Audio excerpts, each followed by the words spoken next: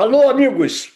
Yes, nós temos Bananas, está no ar. Hoje é o dia 29 de agosto de 2025. Eu sou José Inácio Werneck, estou em Avon, Connecticut, Estados Unidos, aqui ao lado de Mister Bananas. E Carlos Eduardo Novaes está em Pedro do Rio, Rio de Janeiro, Brasil. E Celina Cortes está na cidade mesmo do Rio de Janeiro. Meus amigos, eu queria começar hoje dizendo o seguinte: houve essa semana nos Estados Unidos uma coisa que em outros tempos seria inacreditável, mas hoje não é mais inacreditável. Hoje houve uma reunião ministerial do Donald Trump e uma coisa que a gente pensa que só poderia acontecer num país como a Coreia do Norte, como Kim Jong-un, ou em tempos passados com Anastácio Somoza na Nicarágua. Porque o Donald Trump resolveu fazer uma reunião do seu gabinete, né, os seus secretários, como eles chamam aqui, chamou a imprensa toda, jornais, rádio, televisão, as câmeras ligadas, Donald Trump sentado lá naquela mesa enorme, todo mundo ali ao redor dele, e a reunião foi um a um, todos os secretários do governo, os chamados ministros do governo, iniciando o que eles tinham que relatar, com derramados elogios ao Donald Trump. O Donald Trump é o maior presidente da história dos Estados Unidos, nunca houve um presidente como esse, não sei o quê. Teve uma mulher lá, de Hammer, não sei o quê, secretária de Trabalho, que chamou o Donald Trump de bonito, chegou ao cúmulo de chamar essa figura alaranjada de bonito. O Witkoff, que é o secretário dele para Relações Internacionais, que está em negociações com a Rússia, com a Ucrânia, com Israel e não sei o quê, também disse que seria uma imensa injustiça se o Donald Trump não ganhar, ou será uma imensa injustiça se ele não ganhar o Prêmio Nobel da Paz. Quer dizer, o Donald Trump não conseguiu paz em lugar nenhum.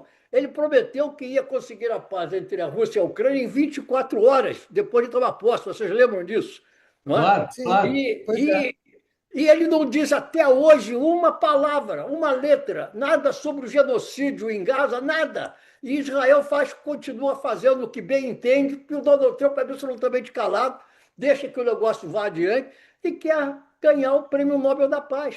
Quer dizer, são coisas que em outros tempos, olha, tem gente aqui nos Estados Unidos, gente séria, como o Paul Krugman e aquele Wright, que foi secretário de Estado do Barack Obama, que acham que o Donald Trump está, inclusive, perdendo o uso das faculdades mentais, e é bem possível, porque ele agora vai desfechar uma investida contra Chicago, mandar Guarda Nacional, tropas federais, é uma verdadeira guerra que está acontecendo aqui nos Estados Unidos. Eu não sei, eu estou aqui, estou junto aqui do eleitorado, né? Eu conheço aqui os caboclos, né? Onde eu moro, e isso aqui não vai acabar bem. Eu estou dizendo isso porque realmente estou convencido disso. Agora, estou sabendo que aí no Brasil também as coisas estão meio tumultuadas. Parece que o Novaes queria falar sobre o que está acontecendo lá em São Paulo.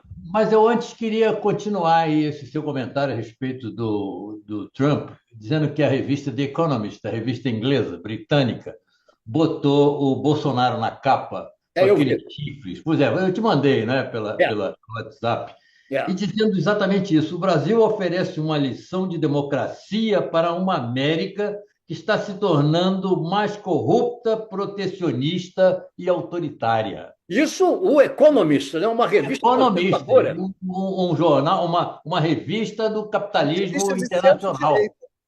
É uma Diga, revista de É verdade. centro-direita. É. E ele Pois cita é. ainda, para surpresa, para nenhuma surpresa de nós aqui no Brasil, ele cita que a existência de surpreendente consenso de figurões de empresariado de São Paulo e de políticos de Brasília da necessidade de mudança institucional. Eles querem alterar aí o comportamento do Supremo Tribunal Federal. Enfim, então, são conservadores que estão querendo passar pano aí em cima da família Bolsonaro e da extrema-direita aí para que as coisas mudem conforme o interesse deles. É isso.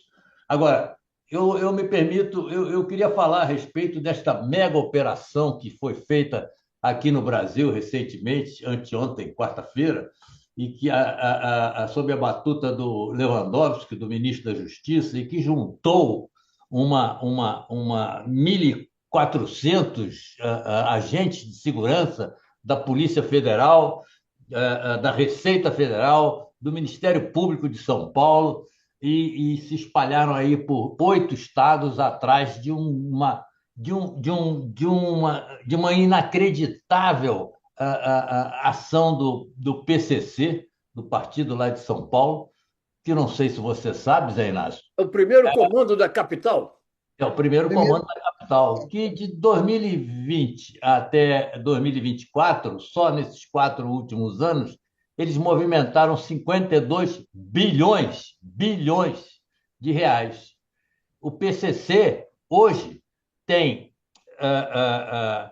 1.500 postos de combustíveis espalhados pelo país, tem 6 usinas de etanol, tem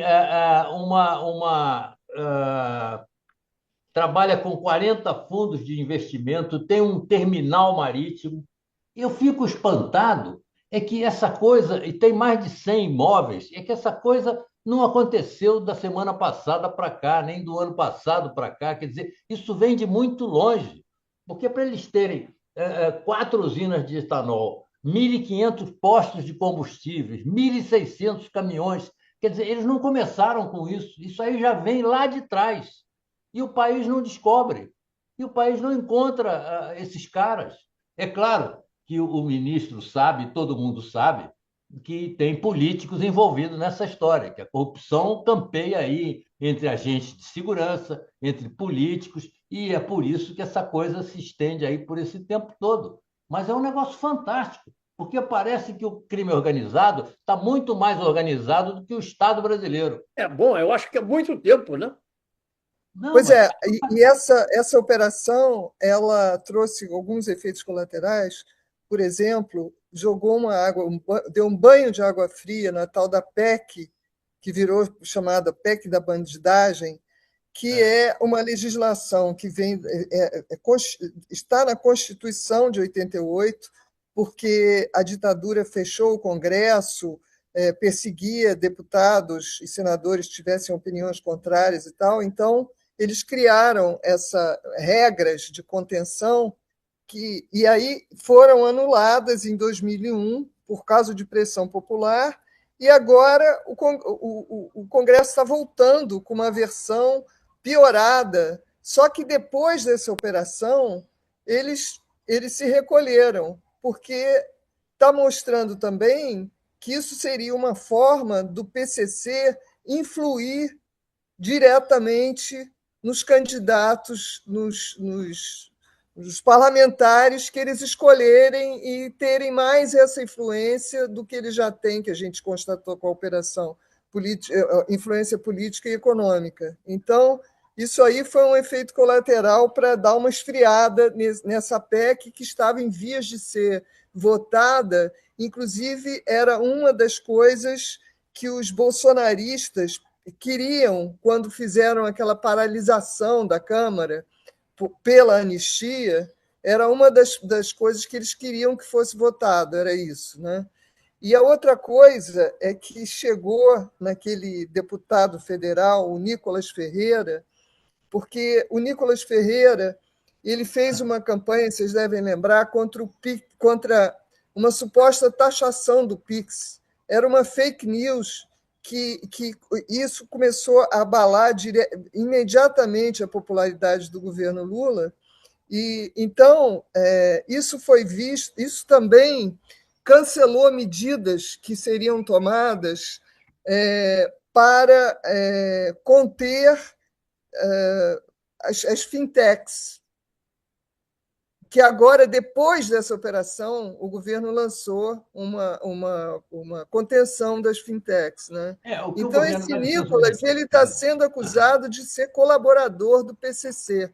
Isso aí foi uma das coisas que bombou nas redes sociais. Aliás, ele é o rei das redes sociais, né? Com as mentiras que ele inventa. Então, esse aí também são mais 2 efeitos colaterais dessa operação incrível, que eles conseguiram juntar setores que é uma coisa quase inédita, que há muito tempo, ou sei lá se já aconteceu. Como Nós setores? temos, fala aí. Como Operação setores? Como Carbono. setores? Como Hein? setores? Eu não entendi. Setores como? Juntar Polícia setores? Estadual, Polícia Federal, Receita Federal, Ah, Ministério sim, nessa Público. mega operação que você está Juntou falando. tudo nessa operação. Tá, Por isso tá. foi tão eficiente, Não há entendeu? dúvida. Não há, assim, em É, algum momento tinha para segurar para denunciar um esquema desse tamanho, tinha que ter muita gente mesmo. E agora, é, evidente que isso aí houve um vazamento, né? Porque tem gente dentro dessas instituições que provavelmente tem primos e parentes ligados ao PCC ou próximos ao PCC. Então a gente pois é. sabe que houve um vazamento. Inclusive, eles entraram lá num prédio em Curitiba, né, de 4 andares, chamado Escritório do Crime, lá onde o crime se reunia, e chegaram lá, eu não sei se foi a Polícia Federal, se foi a Receita, se foi a Polícia de São Paulo, enfim, e todos os computadores tinham sido retirados de lá. E eles encontraram um fundo falso numa parede. Quando eles abriram aquilo, encontraram várias malas, todas vazias. Quer dizer, é Eu evidente sei que que fugiram pessoas também que seriam presas antes de ser presas, não, elas fugiram fugiram. todos, fugiram todos. Pois é, Das 14 medidas de apreensão lá que eles tinham, só 6 pessoas foram pegas, foram apanhadas.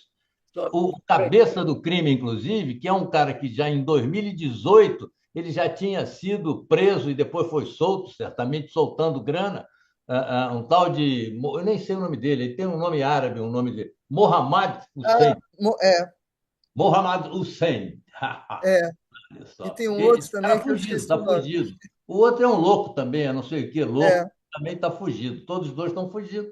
Claro que eles é, foram informados com antecedência, né, Pô, disso. eu queria fazer duas perguntas rápidas. Uma é sobre o julgamento do Bolsonaro, é semana que vem? Terça-feira, terça-feira começa. E o que vai acontecer? ele vai ser culpado, vai ser sentenciado e vai ser preso, sei lá, é o que eu acho que vai acontecer. Se não É porque o acontecer isso, Bolsonaro, desde que ele assumiu em 2018, ele planeja que ele queria ser um ditador. Então, todas as ações dele, se for levantar, é tudo nessa direção. Né? Aí o negócio não deu certo, e depois de que não deu certo, ele continua tentando golpes para escapar da punição, né? Chegar ao ponto do que o Eduardo Bolsonaro fez É, de levar o Trump a uma mega taxação do Brasil por causa é, para livrar a cara do pai tarifaço. dele. Que a gente também não sabe se é um pretexto, ou o que, que tem de terras raras, ou quais são os motivos reais do Trump para fazer o que ele Muito fez bem, com a gente. muito bem. Agora, passando para um outro plano, Celina, você ia falar de um filme que você viu, ganhou o Urso de Prata, o que foi isso? Eu ontem fui ver o filme O Último Azul, de um diretor pernambucano chamado Gabriel Mascaro. E eu achei um espetáculo o filme. Ganhou o Urso urso. de É. Prata no último Festival de Berlim. Que Olha, o diretor, ele fala que ele usa a fantasia para iluminar a realidade. Então, são histórias, é uma história de uma mulher de 77 anos, uma atriz, aliás, espetacular, chama Denise Weinberg, uma carioca. Ela está sensacional no papel. Então, ela é uma operária, trabalha numa fábrica, aí o patrão chama ela e diz: ó, você está demitida, vai cuidar da sua vida, vai cuidar da aposentadoria. E aí tem um movimento que são umas colônias de levar os velhos para essas colônias. E aí tem o carro do catavelho, quer dizer, são tudo metáforas, né? E quando ela está sendo levada para uma colônia dessas, ela foge porque o sonho dela era voar de avião.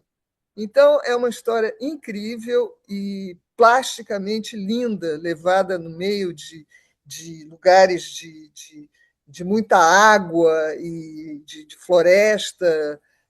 Adorei, achei Olha, um barato. É o Entrou Wagner ontem em Moura, né? cartaz. É o Wagner Hein? Moura que é um grande. É o Wagner Moura, o Não, ator. não, não é o Wagner, não é do Wagner Moura, não. O Wagner Moura vai estrear daqui a pouco, que eu também quero ver, chama Agente Secreto.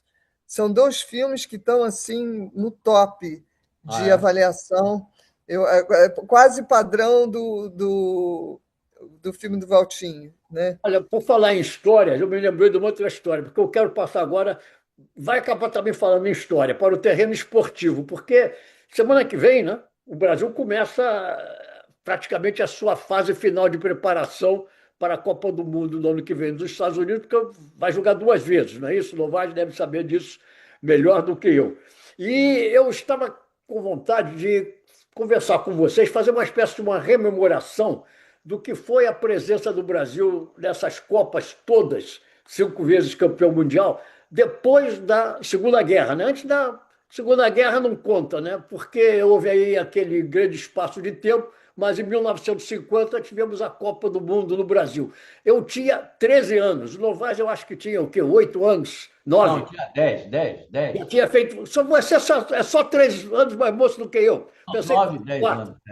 É verdade. E eu não era nascida. É. Agora, você não era nascido. Agora, realmente, a história não é tanto pelo fato de que o Brasil estava naquela Copa e teve o famoso Maracanaço e que o Brasil foi derrotado pelo Uruguai, todo mundo sabe isso. Mas é como era o Rio de Janeiro daquela época, né? O Rio de Janeiro daquela época, eu morava em Laranjeiras. O Novaes, eu acho que morava no Flamengo. A Celina não tinha ainda vindo a este Eu mundo. moro em Laranjeiras, por sinal. Eu morava na rua Mário Portela, que era uma rua que subia e encontrava lá em cima com a Rua Alice. A Rua Alice tinha talvez o mais famoso rendezvous da história carioca, as chamadas casas de tolerância, que eram É verdade, é abundantes verdade. no Rio de Está Janeiro. lá ainda, não é mais uma casa de tolerância, mas é um imóvel cor-de-rosa, Ah, imenso, você muito sabe de bonito. que você sabe que casa é essa, né? E houve um Sei. episódio muito interessante que eu relato, inclusive, no meu livro Caminho do Mar, em que um cidadão que era o pai do presidente da Federação Carioca de Futebol, Otávio Pinto Guimarães, foi fazer uma visita às senhoras naquele local e, no afã lá do seu desempenho, morreu do coração. E sem saberem o que fazer, as distintas damas puseram o cidadão na calçada. Hum, Pô, É uma história, o Novaes talvez conheça essa história, né? Mas o não, Rio de Janeiro, daquela época, a gente andava de bonde, né? Eu andava no bonde 2 Laranjeiras, o nome bonde 3 Águas Férreas, o 1 era o Largo do Machado, não era o 4, a 4 era o Praia Vermelha. o 4 acho que o Praia Vermelha era o 5. Não, 5 era o Leme. Era o Leme. Então, o Praia Vermelha era o 4, você tem razão, o Leme era o 5. O Rio de Janeiro tinha 2 milhões e poucos de habitantes, hoje tem mais de 6 milhões de habitantes, quer dizer, era a terça parte do que é o Rio de Janeiro de hoje. A Barra da Tijuca não existia. A Barra da Tijuca, que hoje é aquela coisa imensa que nós todos conhecemos, não existia. Era um areal. Rio Inclusive, de Janeiro ia só até São Conrado. exatamente, no máximo, chegava lá, né? Na Barra da Tijuca, no máximo, as poucas pessoas que eram donas de automóveis, naquela época não era qualquer um que tinha um automóvel, iam fazer, às vezes, piquenique. E, inclusive, havia uma famosa música de carnaval, também com duplo sentido, que o Novaes deve se lembrar, a Celina não, talvez não tenha sido dessa, não tenha pego essa época, em que dizia: se, menina, um dia, se você for fazer piquenique na Barra da Tijuca, vai com jeito, vai, senão um dia a casa cai. mas eu me lembro dessa música. Se alguém te convidar para tomar banho em Paquetá, para piquenique na Barra da Tijuca, ou para fazer um programa no Joá, menina, vai com jeito, vai, senão um dia a casa cai. Era o Rio de Janeiro daquela época. E o Brasil chegou como super favorito naquela final contra o Uruguai. Eu vi 2 jogos. Chegaram a fazer a faixa até, né, de campeão. Chegaram, a Hein? faixa É, foi feita. Chegaram a fazer a exatamente, faixa de campeão exatamente. mundial. Eu vi 2 jogos naquela Copa do Mundo. Eu vi o jogo Espanha e Inglaterra. A Espanha ganhou de 1-0. Eu vi o famoso Stanley Matthews, grande figura do futebol inglês, ponta direita. e vi o jogo Brasil e Espanha. O Brasil ganhou de 6-1 e ficou famoso pela a multidão cantando Estouradas de Madrid.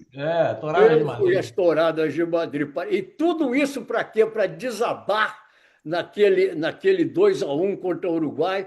Agora, se vocês olharem a história, são duas coisas surpreendentes ali. O Uruguai chegou, ganhou no Brasil na final, agora antes tinha passado pelos seus jogos contra, se não me engano, a mesma Espanha e a Suécia, com dificuldade. Agora, antes disso, no mês anterior, em junho, maio, o Uruguai tinha uma ocasião derrotado o Brasil por 4-3 em São Paulo, no jogo lá para um daqueles torneios, não sei que Copa lá que se disputava na época. Quer dizer, não sei exatamente o que aconteceu, mas a nação inteira esperava a vitória do Brasil e veio aquela decepção. E no dia seguinte, eu me lembro bem, talvez o Lomar se lembre disso, correu o boato de que o Danilo Alvim, o famoso príncipe Danilo, que era o centro-médio da seleção brasileira, posição hoje que praticamente não E existe. que criou um corte de cabelo. Criou um corte de cabelo. Pelo corte Houve de um cabelo. corte de cabelo Por isso chamado. que chama assim. Ele era conhecido como Príncipe Danilo, que Isso. teria se suicidado. Né? Não sei se o Lovato tem alguma coisa a acrescentar sobre isso. Não, já que nós estamos falando aqui num varandão da saudade, né? Voltamos a 1950, porra.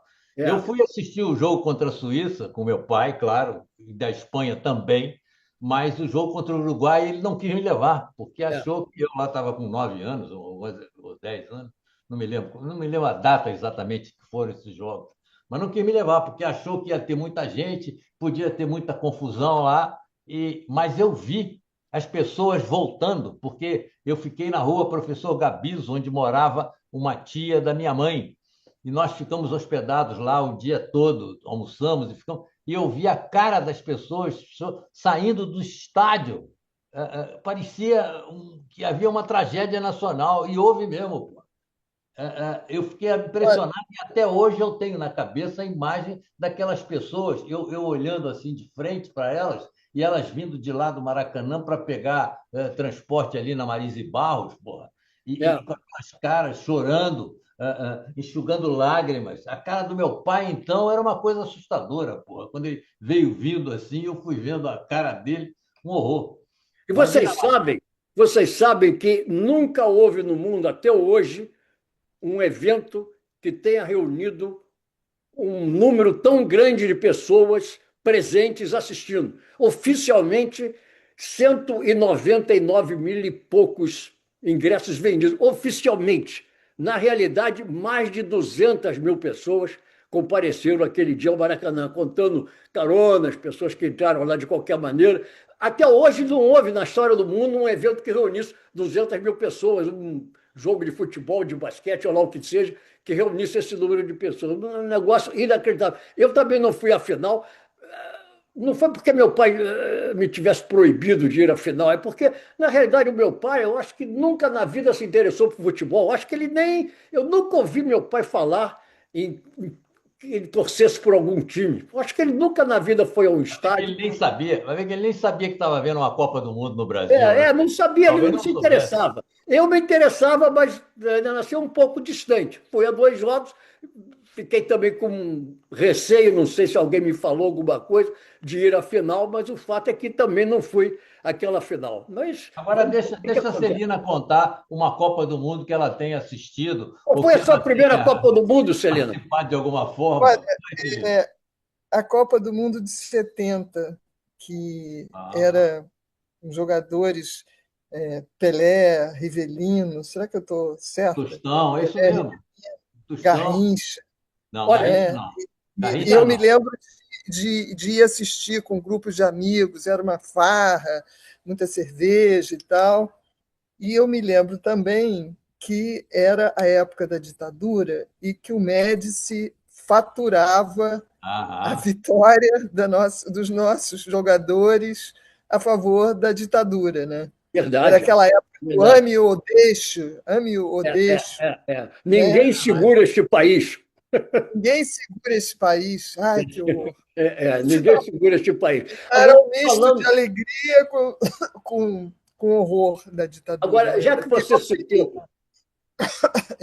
já que você citou Pelé na Copa de 70 e antes de Pelé, na Copa de 62 e de 58, Garrincha, aliás, o Pelé também esteve em 58, em 62, disputou um jogo e meio. Mas eu quero dizer o seguinte: naquela Copa de 1950, tinha um jogador que eu vou dizer o seguinte: se fosse hoje, porque o futebol mudou muito, a bola era pesada de couro, tinha até coisa para amarrar, a bola você amarrava, Cadastro, tinha tinha um cadastro. É, a bola tinha cadastro. cadastro. Você amarrava, era de couro pesado. Os gramados eram péssimos, as chuteiras eram duras, desconfortáveis. Não havia o preparo físico que havia hoje. Quer dizer, você não pode fazer comparação. Mas havia um jogador naquela época que, se vivesse no dia de hoje, com o futebol como é jogado hoje, com o material esportivo que se tem hoje, e esse jogador estivesse hoje em ação, eu diria, ele estaria no mesmo nível de Pelé, de Posso Maradona dizer e quem de é? Messi. Esse Posso jogador dizer se quem é? chamava Zizinho. Ah, pô, eu estou pedindo para dizer que era o Zizinho, pô. Não Tá bom, era? é Você não verdade. Não, é concorda? verdade. Eu assino embaixo. É verdade. O Zizinho tinha uma habilidade fora do comum e com aquelas condições de jogo que você acabou de citar aí. Não tenha dúvida. Não tenha dúvida. Olha, eu confesso que depois daquele 7-1, eu fiquei muito desencantada de Copa do Mundo. O 7-1 que o Brasil levou. Eu já não sei mais em que ano, vocês sabem que ano foi o Ué, foi em 7-1? 2014. Foi a última Copa no 2014. Copa do Brasil, foi uma Brasil. Copa lá em Belo Horizonte. Foi lá É, em Belo Horizonte. É verdade. Ai, aquilo foi um pesadelo, né? Uma é, coisa inacreditável, assim, uma é. tristeza. E eu acho que depois disso a gente Eu só não quero fazer um voltamos a comentário brilhar, aqui. voltamos. Eu queria fazer um comentário aqui, voltar Faça aqui à questão daquela mega operação que foi assim. feita e que envolveu muitas fintechs.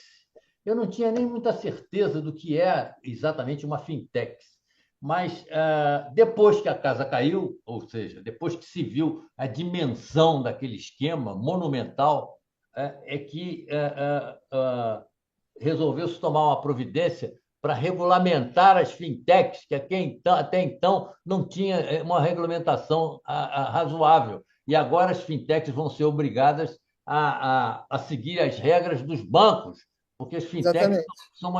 são as financeiras que trabalham com tecnologia e inovações e coisas desse tipo. E parte do esquema aí do PCC era enviado para as fintechs e elas redistribuíam para lavar o dinheiro. Agora, isso aconteceu mais ou menos da mesma maneira em que aconteceu como é que é, Celina? O nome? Adulteração. Adulteração, Não, não, adulteração de chip. adultização. A adultização, sei. Quer dizer, foi preciso um garoto denunciar isso na rede para que o governo tomasse providências, o Congresso, sobretudo, porque o Congresso só olha para o próprio umbigo, né? Aí o É, Congresso acordou, olha só agora é que que o Congresso resolveu, então, a partir de uma denúncia de um amador, de um garoto lá que resolveu fazer um vídeo com aquelas explorações sexuais de crianças. Pô. E aí não, o Congresso ocorreu. está para votar o projeto do governo, que é uma coisa Na importante, quarta-feira ele já que é aprovou. a isenção do imposto de renda para quem ganha até R$ 5.000, né? Sim, mas eu estou Então, o falando. Congresso já está querendo estragar a história, porque esse dinheiro que o governo perderia, ele ganharia com a taxação dos mais ricos, de 10% dos mais ricos. Mas aí o Congresso só está querendo desidratar esse negócio e livrar a cara, porque os riquinhos não podem ser incomodados. E o pior é o seguinte: que É outro assim, dia o eu li. professor, o professor, ele paga 27,2%, o gari paga 27,2%. Quer dizer, taxar os mais ricos em 10% para que a imensa quantidade de gente que ganha até R$ 5.000 pudesse não pagar imposto de renda, isso aí é coisa desse Congresso, Você que é já uma viu esse tragédia. Congresso? Você já viu esse Congresso ou alguns governos anteriores se preocupar com o pobre, pô? Não se preocupa. E outro dia eu estava Não, lendo se que no preocupa em Brasil. livrar a cara do rico, isso que eles se Claro, é preocupam. isso que eu quero dizer. Muito bem. Outro dia eu Pessoal, estava ouvindo, eu estava é, lendo que no Brasil já tem pessoas que ganham mais, que têm mais de US$ 1 milhão de patrimônio. muito bem. Ô, pessoal, é o seguinte, nosso tempo está chegando ao fim, vai ser um tema para a nossa próxima conversa na sexta-feira que vem. E já teremos também O jogo do resultado Brasil. isso, o resultado aí da sentença aí do Bolsonaro. Valeu. E a sentença do Bolsonaro. Até a próxima sexta-feira, já estaremos no mês de setembro. No fim de É isso Um aí. setembro. abraço. Tchau. Valeu, um abraço. Outro. Tchau, Tchau. fim de Tchau. semana aí para vocês. Vocês Até. também. Você também.